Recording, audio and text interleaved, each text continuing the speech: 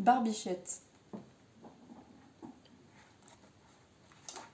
Il était une fois une petite princesse ravissante qu'on appelait Barbichette. C'est mignon comme surnom.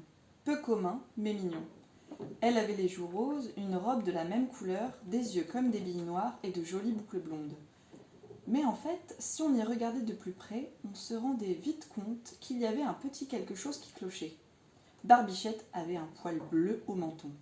Oui, un poil unique, long, frisé et bleu pétrole. D'où venait ce poil étrange ?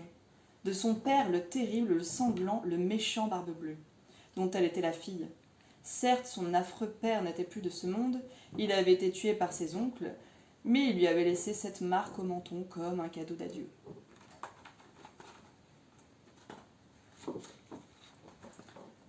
Barbichette avait appris à bien vivre avec son poil bleu. Elle le tournicotait souvent quand elle réfléchissait, se faisait des chatouilles avec quand elle avait envie de rigoler, s'en servait de fil dentaire quand un aliment était coincé entre ses jolies dents et pouvait même lui faire un peu de musique quand elle le tendait bien et le pinçait de ses doigts délicats. Son poil était un bon compagnon en somme. Oui, mais voilà, Barbichette allait bientôt avoir 7 ans et il fallait qu'elle fasse son entrée dans le monde.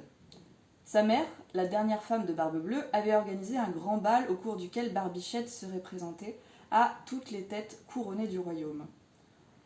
Et plus ce jour approchait, plus sa mère paniquait. Alors qu'elle avait su garder son sang-froid face à son terrifiant mari, la vue du seul poil de sa fille la mettait dans tous ses états. Elle décida donc de tout mettre en œuvre pour débarrasser Barbichette de son appendice pileux bleu.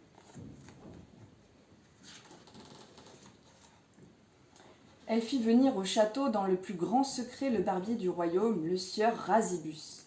Il arriva à la nuit tombée, portant sa valise pleine de ciseaux, rasoirs et autres coupe-choux sous une épaisse cape de laine.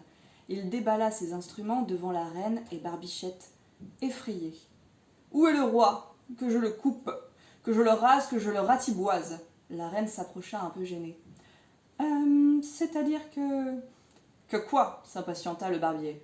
« Je ne rase pas gratis, moi, madame. Mon temps, c'est de l'argent. »« C'est-à-dire qu'il ne s'agit pas du roi, mais de la princesse. »« Quoi ? Que me contez-vous là ? » ?»« Oui, c'est-à-dire que c'est un peu particulier et étrange et embarrassant. »« Une fille à barbe ? Mais pour qui vous me prenez-vous ? Je ne fais pas dans le monstre, moi, madame. » Et le barbier Rasibus remballa à la hâte ses terribles ustensiles et repartit en rouspétant dans la nuit noire. Une fille à barbe, on n'avait pas d'idée. Barbichette fut décontenancée. Se faire traiter de monstre n'était jamais agréable.